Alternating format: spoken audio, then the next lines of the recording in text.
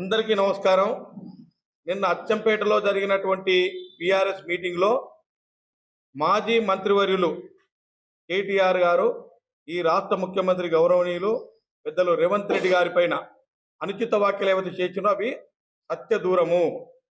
వీటన్నిటి కూడా నేను పూర్తిగా ఖండిస్తా ఉన్నాం. మొదటిది, రేవంత్ రెడ్డి ముఖ్యమంత్రి అయితే ముఖ్యమంత్రి ముందే తెలిస్తే ఇన్ని సీట్లు వచ్చేవి కావని చెప్తున్నారు కదా కేటీఆర్ గారికి. నేను ఒకటే ఒక సూటి ప్రశ్న వేస్తాను.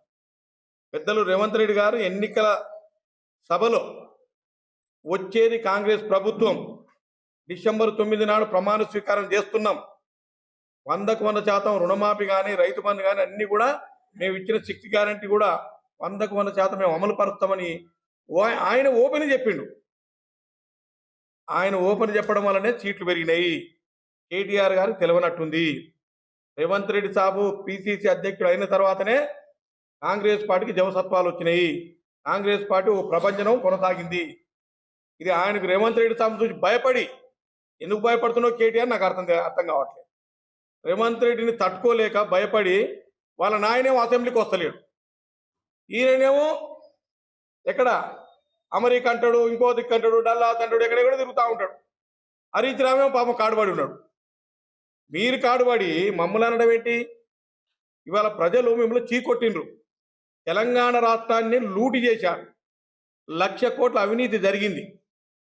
కాబట్టే తెలంగాణ రాష్ట్ర ప్రజలు బీఆర్ఎస్ పార్టీని బండకేసి కొడితే లేవలేని స్థితికి వచ్చింది.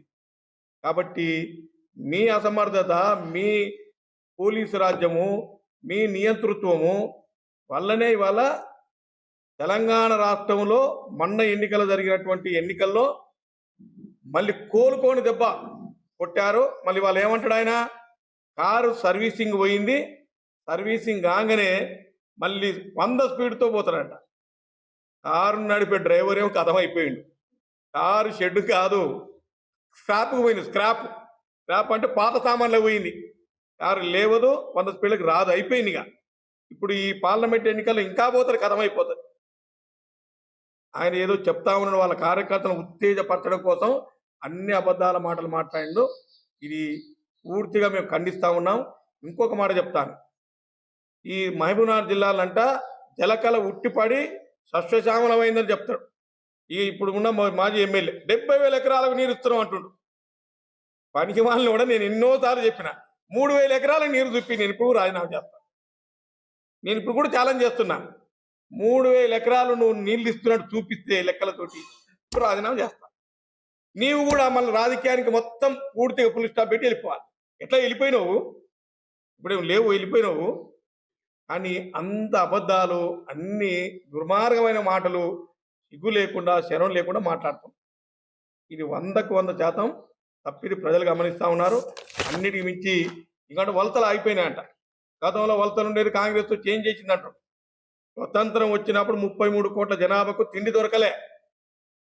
హరిత విప్లవం, గ్రీన్ రెవల్యూషన్, వైట్ రెవల్యూషన్ పెట్టి ఈ దేశానికి సర్ప్లస్ ఫుడ్ స్టఫ్స్ అంటే ఆహార ధాన్యాలు పండించే దాంట్లో కాంగ్రెస్ పార్టీ కీలక పాత్ర పోషించింది.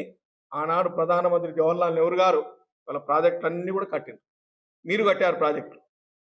మీ కాళేశ్వరం కడితే కూలిపోయింది, గుండ్లపోచమ్మ కాలువ తెగిపోయింది, కలవకుర్తి లిఫ్ట్ ఇరిగేషన్లో ఉన్న పంపు సెట్లు బ్లాస్ట్ అయిపోయినాయి, మిషన్ భగీరథ పైపులు పైలిపోతున్నాయి. ఎక్కడున్నాయి మీది? పట్టుమని 4 సంవత్సరాలు కాలే కాళేశ్వరం. 19 జూన్ 5వ నాడును ఇనాగరేషన్ చేసిండు, కూలిపోయింది. అంటే మీ పనులు ఏ రకంగా ఉన్నాయో ప్రజలకు అర్థమైన అండకేసి కొట్టారు. కాబట్టి నేను ఎందుకు చెప్తున్నంటే, మేము వచ్చిన కానీ నీళ్లు దాగిన, మేము వచ్చిన కరెంట్ వస్తున్నా అంటుంది కదా. కరెంటును ఉత్పత్తి చేసిన కాంగ్రెస్ పార్టీ, డ్యాములు కట్టింది కాంగ్రెస్ పార్టీ, స్కూళ్ళు పెట్టింది కాంగ్రెస్ పార్టీ, హాస్టల్ పెట్టింది కాంగ్రెస్ పార్టీ, రోడ్లు వేసిన కరెంట్ అన్నీ మా దాంట్లో, మేము పెట్టిన దాంట్లో మీరు చదువుకొని తెలుగు సంపాదించారు. కాబట్టి కాంగ్రెస్ పార్టీని నిందిస్తే సూర్యుని మీద ఉమ్మిస్తే ముఖం మీద పడ్డట్టుగానే ఇవాళ ఈ రాష్ట్రానికి, ఈ దేశానికి మౌలిక సదుపాయాలు కల్పించింది కాంగ్రెస్ పార్టీ. అంతెందుకు తెలంగాణ రాష్ట్రాన్ని ఇచ్చింది కాంగ్రెస్ పార్టీ. తెలంగాణ రాష్ట్రాన్ని ఇచ్చింది కాబట్టి మీ అయ్య ముఖ్యమంత్రి అయిండు, నువ్వు మంత్రి అయినావు. మీ బావ మంత్రి అయ్యిండు, కుటుంబ రాజ్యం నడిపారు. ఇంకా ఇంతకాలం అబద్ధాలు చెప్తారు, ఎంతకాలం ప్రజలు రెచ్చగొడతారు.